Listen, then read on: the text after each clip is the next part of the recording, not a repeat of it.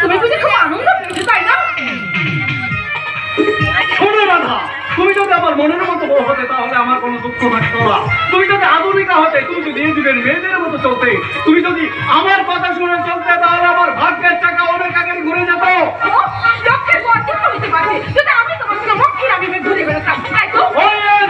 আমি করতাম বিজনেস, তুমি হতে আমার নাম্বার আর ম্যাগনেট। লোকে তোমার শরীরে দেখেছে বলতো শালা বউটা যেমন সুন্দরী তেমনি মডার্ন।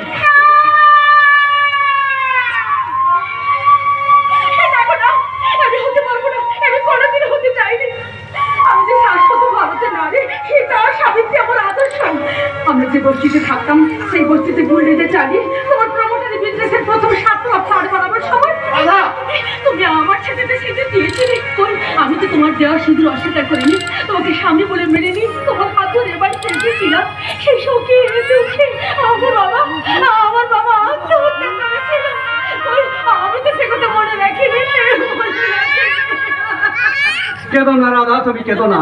এখন আমার মনে হচ্ছে মামার কথা শুনেই আমি বোধহয় ভুল করেছি। তোমার মনে আমি অনেক কষ্ট দিয়েছি, অনেক ব্যথা দিয়েছি। তুমি আমাকে ক্ষমা করো রাধা। এখন চলো মামার কথা শুনেই দার্জিলিং হোটেল তৈরি কাজ দেখতে না গিয়ে আমরা গঙ্গার ধারে বেড়াতে যাবো। সত্যি সত্যি সত্যি।